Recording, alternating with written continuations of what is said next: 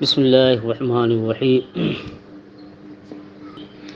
ومن اشترى عشرة أذرع من 100 ذراع من دار أو حمام فالبيع فاسد عند أبي حنيفة وقال هو جائز وإن اشترى 10 أسهم من 100 سهم جاز في قولهم جميعا۔ یہاں سے مسئلہ بیان فرما رہے ہیں کہ جس نے کسی گھر یا حمام سے یہ 100 گز تھا، اس میں سے 10 گز انہوں نے خرید لیا، تو اب یہ مثلا ایک مکان 100 گز ایریے کا ہے، اس کا اسکوائر میٹر 100 ہے، اس میں سے 10 میٹر اس نے خرید لیا، خواہ وہ مکان ہو یا حمام۔ مکان سے مراد کہ مکان عموماً لمبا چوڑا ہوتا ہے کہ جسے تقسیم کرنے کے بعد بھی اس میں انتفاع ہوتا ہے، رہائش ہوتی ہے، اور حمام تو چھوٹا ہوتا ہے کہ اسے اگر تقسیم کر دیں تو قابل انتفاع نہیں رہتا۔ تو یہاں دار سے مراد مکان کی تقسیم کے بعد بھی وہ قابل انتفاع رہے، اور حمام سے مراد کی ایک چھوٹا کمرہ، کوٹھری جس کو کہتے ہیں، یا غسل خانہ، یا اتنا چھوٹا مکان کی تقسیم کے بعد وہ قابل انتفاع نہ ہو۔ اب خرید لیا، 100 میٹر ایریے کا تھا، اس میں سے 10 میٹر خرید لیا، تو امام اعظم رحمۃ اللہ علیہ کے نزدیک یہ بیع فاسد ہے، اور حضرات صاحبین کے نزدیک یہ بیع جائز ہے۔ یہی صورت مسئلہ ہے کہ بائع نے بیچا کہ ہمارا مکان یا حمام یہ 10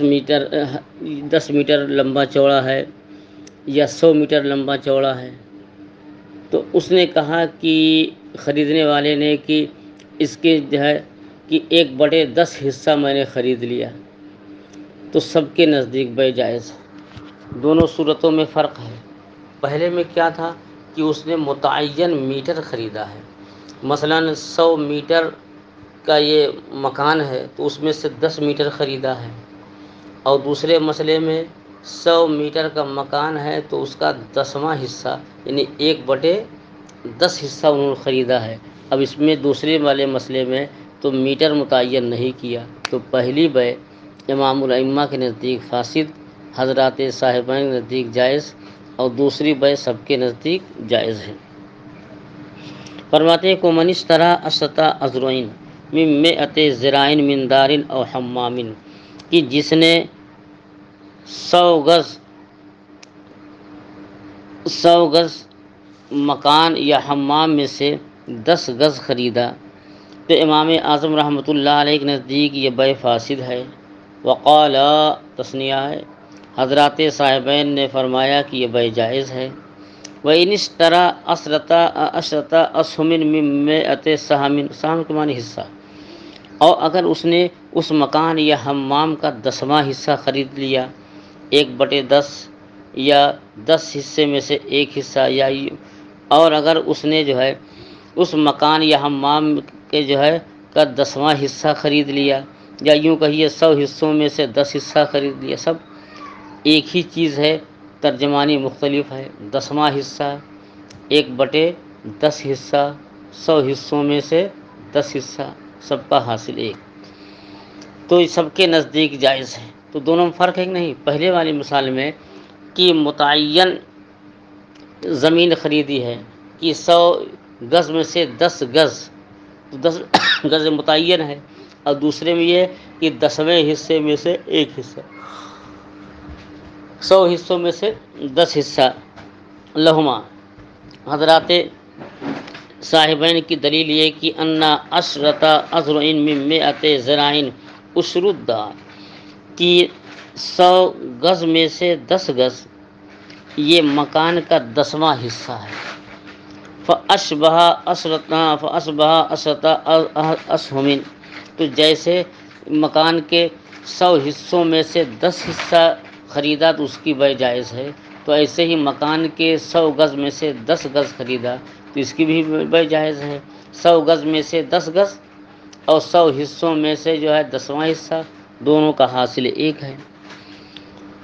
امام الائمہ کی دلیل یہ ہے کہ ان الزراع اسم لما یزرع به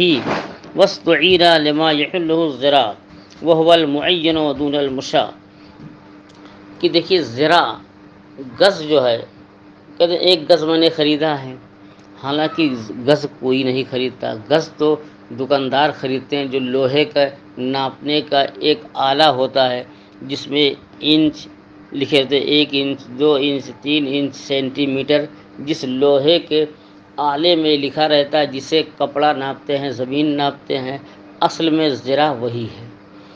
کہ جس سے چیزیں ناپ کر کے بیچی جاتی ہیں۔ تو مثلا آپ نے کہا کہ میں نے 5 گز خریدا ہے، تو گز آپ نے خریدا ہے کہ 5 گز کپڑا خریدا ہے؟ تو لیکن ہر ایک کی مراد گز بول کر کے وہ ناپنے والا آلہ یہ نہیں مراد، بلکہ گز بول کر کے کپڑا مراد ہے کہ میں نے 5 گز خریدا ہے، 5 گز کپڑا خریدا ہوگا یا 5 گز دھاگا خریدا ہوگا۔ اور یہ جو لوہے کا جو ہوتا ہے، جو ناپنے کا آلہ، یہ تو دکاندار ہی خریدتے ہیں، عوام کو اس سے لینا دینا نہیں۔ خود میں دیکھیے کپڑے خریدتا ہوں مگر میرے پاس گز نہیں ہے، آلہ نہیں ہے۔ تو امام اعظم فرماتے ہیں کہ زرع نام ہے اس چیز کا، اس آلے کا جس سے چیزیں کپڑے دھاگے وغیرہ ناپے جاتے ہیں۔ وَاسْتُعِيرَ لِمَا يُحِلُّهُ الزِّرَاع، لیکن جو ہے یہاں گز بول کر کے جو بطور مجاز وہ چیز مراد لی گئی ہے کہ جو چیز گز سے ناپی جاتی ہے۔ کہتے بطور استعارہ وہ مراد ہے کہ لما یحلہ الزرع، کہ زرع جس میں حلول کرتا ہے، جو چیز زرع سے ناپی جاتی ہے، مثلا کپڑا، تو 5 گز کہہ کر کے وہ نفس گز لوہے کا آلہ مراد نہیں، بلکہ جو ہے 5 گز بول کر کے جو ہے زمین یا جو ہے کپڑا مراد ہوتا ہے۔ وہ المعین، اور 1 گز 2 گز 5 گز یہ تو متعین ہے، دون المشاع، اور مشاع نہیں ہے۔ مشاع کے معنی غیر معین۔ تو اب یہ کہا کہ اس زمین کے 100 حصوں میں سے 10 حصہ، تو زمین کے 100 حصوں میں سے 10 حصہ یہ پوری زمین میں مشترک ہے، یہ مشاع ہے۔ اور یہ کہا کہ 100 گز میں سے 10 گز، تو 10 گز تو متعین ہو گیا، تو 10 گز متعین ہے، اور 10 حصوں میں سے 1 حصہ، 100 حصوں میں سے 10 حصہ یہ معین نہیں بلکہ مشاع ہے۔ وَذَلِكَ غَيْرُ مَعْلُومٍ، اور یہ معلوم نہیں۔ جب یہ کہہ دیا کہ 10 حصوں میں سے 1 حصہ یا 100 حصوں میں سے 10 حصہ، تو یہ متعین نہیں، دائیں طرف بھی ہو سکتا ہے، بائیں طرف بھی ہو سکتا ہے، آگے بھی پیچھے بھی، درمیان میں بھی، کہیں بھی ہو سکتا ہے، یہ متعین نہیں ہے۔ بخلاف السہم، کہ بخلاف جو ہے یہ معلوم نہیں، بخلاف حصے کے، کہ حصہ جو ہوتا ہے یہ سب میں حلول کیے ہوتا ہے، مشاع ہوتا ہے، اور گز یہ متعین ہوتا ہے۔ ولا فرق عند ابی حنیفہ بین ما اذا علم جملۃ الزرعان او لم یعلم ہو صحیح۔ بعض حضرات نے کہا امام اعظم رحمۃ اللہ علیہ کے نزدیک بیع اس وقت صحیح ہے کہ جب یہ معلوم ہو کہ یہ زمین کتنے گز ہے، اور اگر یہ معلوم نہیں کہ یہ مثلا کہ یہ 100 گز ہے تو 100 گز میں سے 10 گز خریدا، اور اگر یہ معلوم نہیں کہ یہ زمین کتنے گز ہے، بلکہ کہہ دیا اس زمین میں سے میں نے 10 گز لیا ہے، اور یہ زمین کل کتنے میٹر ہے یہ خریدار کو معلوم نہیں، تب یہ بیع ناجائز ہے۔ اگر خریدار کو یہ معلوم ہو کہ یہ زمین 100 میٹر ہے اور ان میں سے میں نے 10 میٹر لیا، یا 100 گز ہے اس میں سے 10 گز لیا، اگر یہ معلوم ہے تو یہ بیع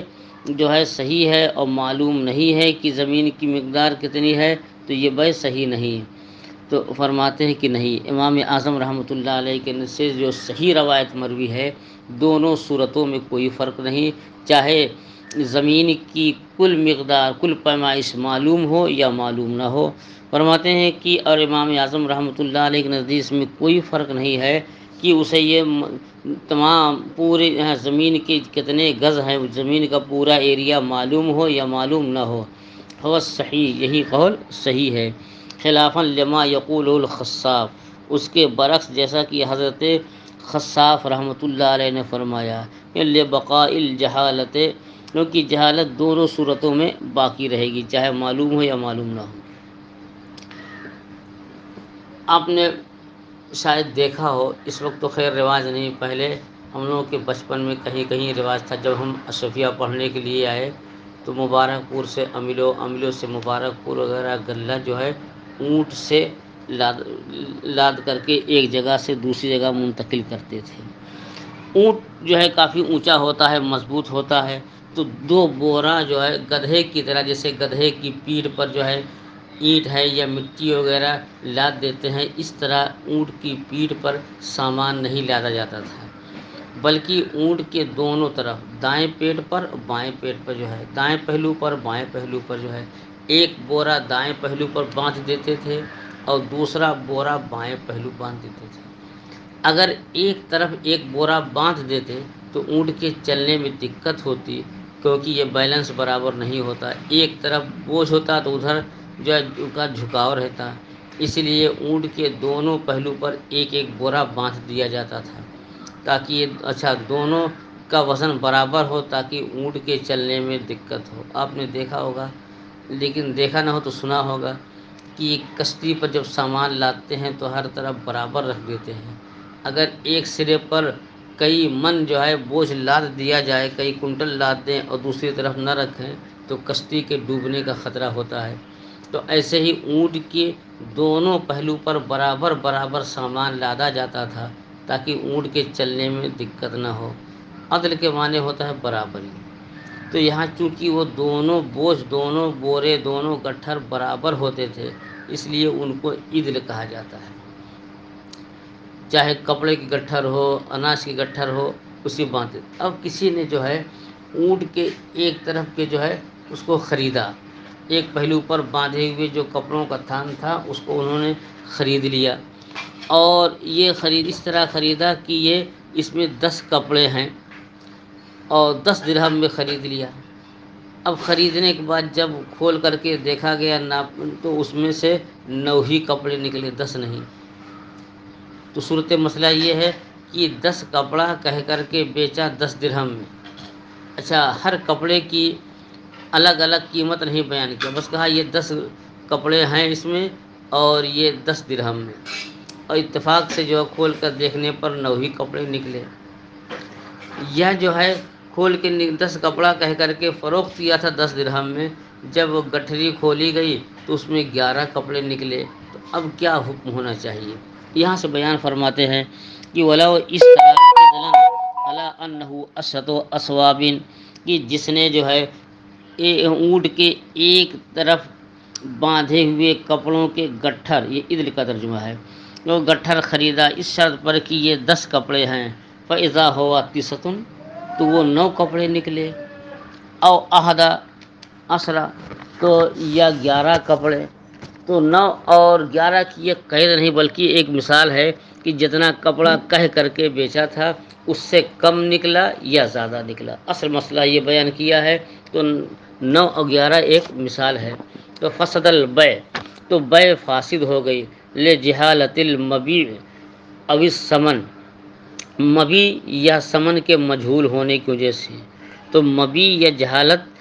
کی، مبی یا ثمن کی جہالت کیسے ہوئی، مجہول کیسے ہوئی، غور سے سنیے۔ مثلا یہ کہا کہ اس گٹھر میں 10 کپڑے ہیں 10 روپے کے، 10 درہم کے، اب ہر کپڑے کا الگ الگ ریٹ نہیں بیان کیا، اور جب کپڑا جو ہے جب تھان کھولا گیا، کپڑا دیکھا گیا تو 9 ہی کپڑے نکلے۔ تو اب سوال یہ ہے کہ 10 کپڑا بیچا 10 درہم میں، ہر کپڑے کی قیمت نہیں بیان کیا، تو ایک کپڑا کم ہے تو اس کی کتنی قیمت ہوگی، کتنا مائنس کیا جائے؟ ہو سکتا ہے کہ وہ بہت اس کے تصور میں بہت اعلیٰ کوالٹی کا ہے، ایک کپڑا بہت اعلیٰ کوالٹی کا ہے، دوسرے جو ہے چکن کے ہیں، تو کوئی پلین ہے، کوئی گرمی والے ہیں، متعدد جو ہے کپڑے، متعدد جو ہے نو کے تھے، سب کو بیان کر دیا، اور ایک اس میں بہت بیش قیمت ہے لیکن میں نے سب کو اسے 10 درہم میں دے دیا۔ تو اب سوال یہ پیدا ہوتا ہے کہ اب جو کھولا گیا تو 9 کپڑا ہے اور ایک بیش قیمت نہیں ہے. اب اس کی کتنی قیمت ہے؟ 10 درہم میں سے 5 درہم مانی جائے کہ 2 درہم کہ 1 درہم، کیا فرض کیا جائے؟ تو اب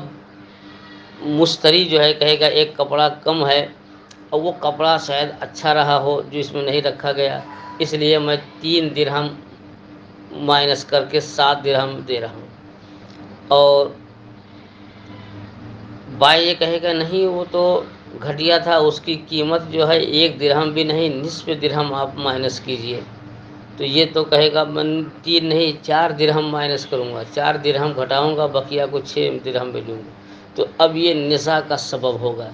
جب نزاع کا سبب ہوگا تو یہ بیع فاسد ہوگی. تو یہ تو مبی نہیں، یہ تو ثمن مجہول ہوگا. اور اگر جو ہے اس تھان میں 11 کپڑے نکلیں تو مبی مجہول ہے، کیونکہ 11 کپڑا اس نے جو ہے 10 کپڑا کہہ کے خریدا. اب اس میں 11 کا ایک کپڑے زائد ہیں، تو 11 میں یہ احتمال ہے کہ ہو سکتا ہے کہ یہ 10 مبی ہوں، یہ زائد ہو سکتا ہے کہ یہ زیادہ ہو سکتا ہے کہ یہ زیادہ ہو سکتا ہے ایسے 11 میں یہ احتمال جاری ہوگا. اور ان میں سے جو تھان سب سے اچھا ہوگا تو بائیں کہے گا نہیں یہ اس کو تو ہم نے نہیں فروخت کیا ہے، یہ تو ہم واپس لیں گے. اور مشتری کہے گا نا اس کو تو نہیں واپس ہے، تو یہ کپڑا آپ واپس لیجئے. جو سب سے گھٹیا ہوگا وہ واپس کرنے کی کوشش کرے گا. اور بائیں سب سے اچھے قسم کا جو تھان ہے کہ اس کو جو ہے واپس کرنے کے لیے کہے گا، تو یہاں بھی جھگڑا ہوگا. تو جو چیز جو بیع کہ جھگڑے کا سبب بنے وہ بیع جائز نہیں ہے. اور اگر کسی نے گٹھر خریدا کہ کپڑے کے گٹھر یہ کہہ کر کے کہ یہ 10 جو ہے 10 تھان ہے یا 10 کپڑے ہیں، تو اب اس میں 9 تھان یا 9 کپڑے نکلے یا 11 کپڑے نکلے تو یہ بیع فاسد ہے. اس لیے مبی اور ثمن کی جہالت ہے. اس میں مبی اور ثمن اور مبی کی جہالت کا تعلق کس سے ہے کہ اگر 10 کہہ کر کے بیچا 9 کپڑے ہوں، یعنی کمی کی صورت میں مبی مجہول ہوگی، اور زیادہ کے جتنا کہہ کے بیچا اس سے زائد کی صورت میں جو ہے یہ مبی مجہول ہوگی. وہ کہے گا ہم اس کو واپس لیں گے، یہی 10 آپ کو دیں گے. خریدنے والے کہے گا نہیں اس کو تو آپ واپس نہیں لیں گے، یہ واپس لے لیجئے. تو ایک صورت میں مبی مجہول ہے، دوسرے صورت میں ثمن مجہول ہے. ہاں کہتے ہیں وَلَوْ بَيَّنَا لِكُلِّ صَوْبٍ ثَمَنًا جَازَ فِي فَصْلِ النُّقْصَانِ بِقَدْرِهِ. ہاں اگر اس جو صورت مسئلہ بیان کر رہے اس میں یہ کہا یہ 10 کپڑے ہیں اور 10 درہم میں، ہر کپڑے کی الگ الگ قیمت نہیں بیان کیا، لیکن ہر کپڑے کی الگ الگ قیمت بیان کر دے. مثلا اس تھان میں 10 کپڑے ہیں، ہر کپڑا 1 درہم میں ہے، تو یہ بیع جائز ہے. ہاں اب دیکھا گیا کہ 9 ہی کپڑے ہیں، تو چونکہ ہر کپڑے کا الگ الگ ثمن بیان کر دیا ہے تو ایک کپڑا کم ہو تو 1 درہم مائنس ہوگا، 2 کپڑے کم ہو تو 2 درہم گھٹائے جائیں گے. اگر وہ 7 ہی کپڑے ہوں تو 7 ہی درہم دینا پڑے گا. کہتے ہیں اور اگر ہر کپڑے کی مقدار کی قیمت بیان کر دیا، ثمن بیان کر دیا، تو یہ نقصان کی صورت میں یعنی جتنا کپڑا کہیں بیچا اس سے کم ہو تو یہ بیع جائز ہے. وَلَهُ الْخِيَارُ. اور خریدنے والے کو اختیار ہوگا کہ چاہے لے یا نہ لے، کیونکہ اس نے 10 میٹر ایک ضرورت کے تحت لیا تھا کہ 2 طالب علموں کو کرتا پاجامہ سلا دیں گے. اب وہ جب 9 ہی نکلا اور اس میں سے بعض لمبے چوڑے ہیں تو 2 کا جو ہے 2 کرتا پاجامہ نہیں بنے گا، تو اب اس کا نقصان ہوگا، جوڑ لگانا پڑے گا. تو اب اس کو اختیار ہے چاہے خریدے یا نہ خریدے. وَلَهُ الْخِيَارُ. تو اس کو اختیار ہے کہ نقصان کی صورت میں، لیکن اگر لے گا تو جتنا دام مقرر ہے اتنا گھٹا دے گا. وَلَمْ يَجُزْ فِي الزِّيَادَةِ لِجَهَالَةِ الْأَشْرِطِ الْمَبِيعَةِ. کہتے ہیں اور اگر وہ 11 تھان نکلا تو 11 تھان کی صورت میں جو ہے یہ بیع جائز نہیں ہے. کیوں بیع جائز نہیں ہے؟ کیونکہ 10 تھان کی بیع ہوئی ہے، اب 11 تھان ہے، تو اب وہی جو 1 تھان جو ہے وہ اس کو واپس لے گا تو اس میں نزاع ہوگا. وہ تو جو سب سے اچھا وہ واپس لینا چاہے گا، اور جو ہے مشتری سب سے گھٹیا جو ہوگا وہ واپس کرنا چاہے گا. اور یہ معلوم نہیں کہ اس میں مبی کون ہے، تو مبی اور غیر مبی میں جو ہے جہالت ہو جائے گی. وقیلا عند ابی حنیفہ. لا يجوز فی فصل النقصان ایضا،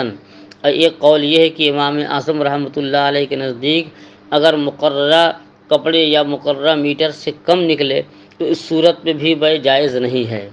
حالانکہ فرما چکے ہیں کہ اگر 10 کپڑے کہہ کر کے یا 10 تھان کہہ کر کے بیچا ہے اور 9 تھان نکلے تو 1 روپیہ اس سے جو ہے مائنس کیا جائے گا، کیونکہ اس نے کہا ہے کہ ہر تھان یا ہر کپڑا 1 درہم کا ہے، تو اگر 8 کپڑا نکلا تو 8 درہم دینا ہوگا۔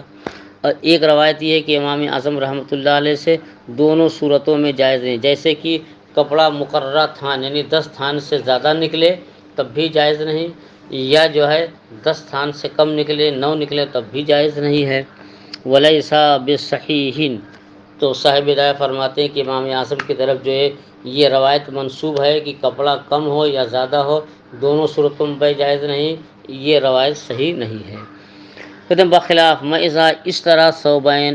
علی انہما حرویان فاذا احدہما مروی حیث لا يجوز فیہما وان بینا ثمن کل واحد منہما۔ زید نے جو ہے واحد الرحمن سے یہ کہا کہ یہ ہم سے جو ہے کپڑے خرید لو۔ واحد الرحمن کو اپنی بیوی کے لیے کپڑا خریدنے کی ضرورت ہے، کہا یہ دیکھو بنارسی ساڑی ہے اس میں، تو یہ دونوں بنارسی ساڑیاں ہیں، تو بنارسی ساڑی کہہ کر کے اس نے جو ہے بیچا، اور واحد الرحمن نے شوق سے خرید لیا اور گھر لے گئے۔ جب کھولا تو دیکھ رہے ہیں کہ ایک پر لکھا ہوا ہے کہ بنارس ہے میڈ ان بنارس، اور دوسرے پہ لکھا ہوا ہے کہ میڈ ان جو ہے بھاگلپور، کہ یہ تو بھاگلپور کا تیار کردہ ہے اور یہ بنارس کا تیار کردہ ہے، حالانکہ دونوں ساڑیاں بنارس کی جو تیار شدہ ہیں وہ کہہ کر کے انہوں نے لیا تھا۔ تو یہاں ایک طرح سے دھوکہ ہوا کہ بنارسی سمجھ کے لیا اور ایک بنارسی ہے ایک بھاگلپوری ہے، تو اب بیع صحیح ہے یا نہیں؟ کہتے ہیں بخلاف میزا اس طرح صوبین علی انہما حرویان، کی ہرات ایک شہر ہے تو اس کے بنے ہوئے کپڑے کو جو ہے حروی کہتے ہیں، اس کے منسوب حروی کہتے ہیں کہ جس نے 2 کپڑے خریدے اس شرط پر یہ دونوں ہرات کے بنے ہوئے یعنی حروی کپڑے، فیضا آدھما مر ایک شہر ہے تو وہاں جو چیز تیار ہوتی وہاں کی نسبت سے مروی کہتے ہیں، تو جو اس میں ایک حروی نکلا ایک مروی یعنی ایک ہرات شہر کا بنا ہوا اور دوسرا جو ہے مر شہر کا بنا ہوا، حیث لا یجوز فیہما، تو دونوں کپڑوں کی بیع جائز نہیں، نہ جو حروی ہے اس میں بھی جائز نہیں اور جو مروی ہے اس میں بھی جائز نہیں۔ وہ ان بینا ثمنا کل واحد میں، اگرچہ اس نے ہر کپڑے کی الگ الگ قیمت بیان کر دیا، کہا یہ دونوں بنارسی ساڑیاں ہیں، اس کی قیمت جو ہے 3000 ہے اور اس کی قیمت 5000 ہے، دونوں کی قیمت بیان کیا، لیکن جب اس نے پیکٹ پھاڑ کر کے نکالا تو ایک بنارسی نکلی اور دوسری بھاگلپوری نکلی، تو یہ ہو سکتا بنارسی کو لے لے 3000 لکھا ہے تو 3000 پہ لے لے اور بھاگلپوری کو واپس کر دے، فرماتے کہ نہیں، یہ بیع ہی فاسد ہے اگرچہ اس نے ہر ایک کپڑے کی الگ الگ قیمت بیان کر دیا ہے۔ کیوں؟ لأنہ جعل القبول فی المروی شرطا للعقد فی الحروی، کیونکہ دونوں انہوں نے مروی کہہ کر کے یا حروی کہہ کر خریدا تھا، اس صورت میں اس نے ایک مروی دیا دوسرا حروی دیا، فرماتے ہیں کہ یہ مروی کپڑے کا قبول کرنا یہ شرط قرار دیا ہے حروی کپڑے میں، پہلے حروی کہہ کر بیچا تھا لیکن ساتھ میں مروی ملا دیا، گویا حروی کپڑا ہم اس شرط پر بیچ رہے ہیں کہ مروی بھی آپ کو لینا ہے، وہ ہوا شرط فاسد، اور بیع میں کوئی ایسی شرط لگانا جو تقاضائے عقد کے خلاف ہو یہ شرط فاسد ہے۔ ولا قبول یشترط فی المعدوم، اور معدوم میں جو ہے کا قبول کرنا یہ شرط نہیں، فافترقا، تو دونوں میں کیا ہے فرق ہو گیا۔ ولا اس طرح سومن واحدہ، اگر جو ہے کسی نے ایک کپڑا خریدا اس شرط پر کہ یہ 10 گز ہے اور ہر گز جو ہے 1 درہم میں، پیسہ ہوا عشرۃ و نصف او تسعۃ و نصف، قال ابو حنیفہ فی الوجہ الاول یاخذہ بعشرہ من غیر خیار۔ اور اب الگ سے بیان کر رہے ہیں کہ کسی نے ایک کپڑا خریدا اور یہ کہا کہ یہ 10 گز ہے اور ہر گز جو ہے 1 درہم میں، تو 10 گز ہو گئے 10 درہم، اور کہ پھر جو ہے اس نے ناپ لیا، خریدنے والے نے جو ہے ناپ لیا تو دیکھا کہ وہ 9.5 گز ہے بجائے 10 کے، یا یہ کہ جب ناپ رہا تو دیکھا بجائے 10 گز کے وہ 10.5 گز ہے، تو اس صورت میں کیا حکم ہے؟ فرماتے ہیں کہ اگر کسی نے جو ہے کپڑا خریدا اس شرط پر کہ وہ 10 گز ہے اور ہر گز جو ہے 1 درہم میں، حالانکہ جو اور یہ 10 گز ہے حالانکہ وہ 10.5 گز نکلا، یا یہ کہ 9.5 گز نکلا، یا آدھا میٹر زیادہ یا آدھا میٹر کم،